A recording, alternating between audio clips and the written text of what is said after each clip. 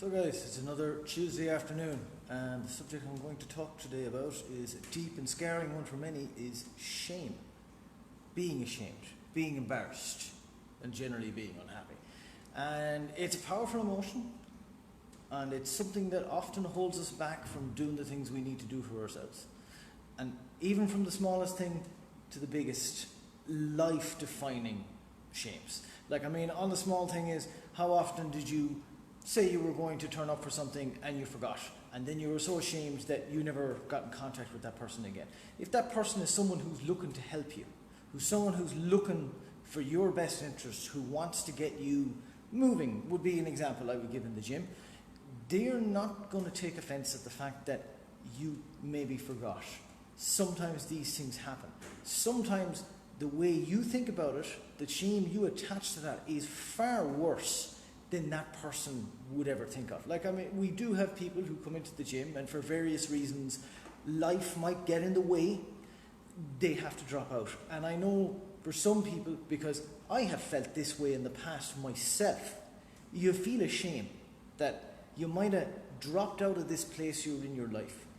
And those people you knew at this time, you've left them behind for a few months, and now the idea of going back to them, being less than where you were, it's an obstacle. Now, you need to not think about that, because the people who love you and the people who care for you will never see that as a loss. They'll only see the benefit you're doing to yourself and the grind that you're putting yourself through to get yourself further and further forward. Life is a journey. We all have, so many athletes have ups and downs, have an injury that pulls them back, and they don't let that define them. They don't let that be the thing that defines how they approach the rest of their training. It's an obstacle, and you have to overcome it. And sometimes you have to start again. It's a difficult thing. And then there's the other side of shame, which is sometimes you have a big, deep, lifelong shame. And I can say this myself. For years and years and years, I was very heavy. And obviously, like most heavy people, I may have laughed this off, or made self-deprecating jokes, or not worried about it. And obviously, you try to behave confident in around other people. But the reality is, I was never happy with my body. I was always deeply ashamed of it. I was never happy when I would sit down and I would feel myself spilling out over myself. It never felt good.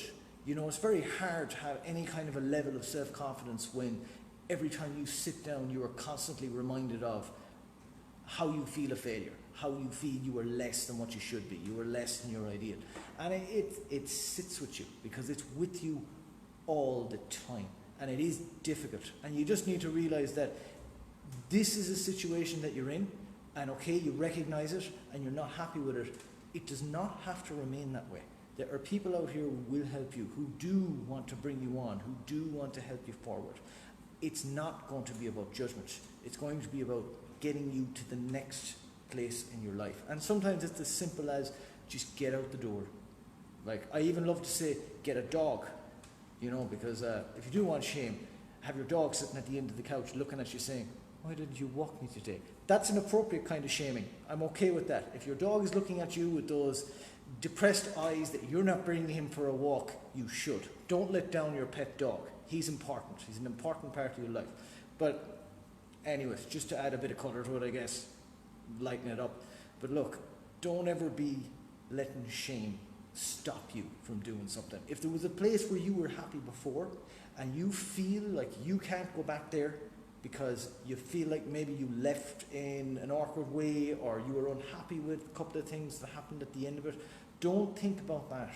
Think about all the good times. Think about how those people supported you. Think about how those people love to see you when you turn up.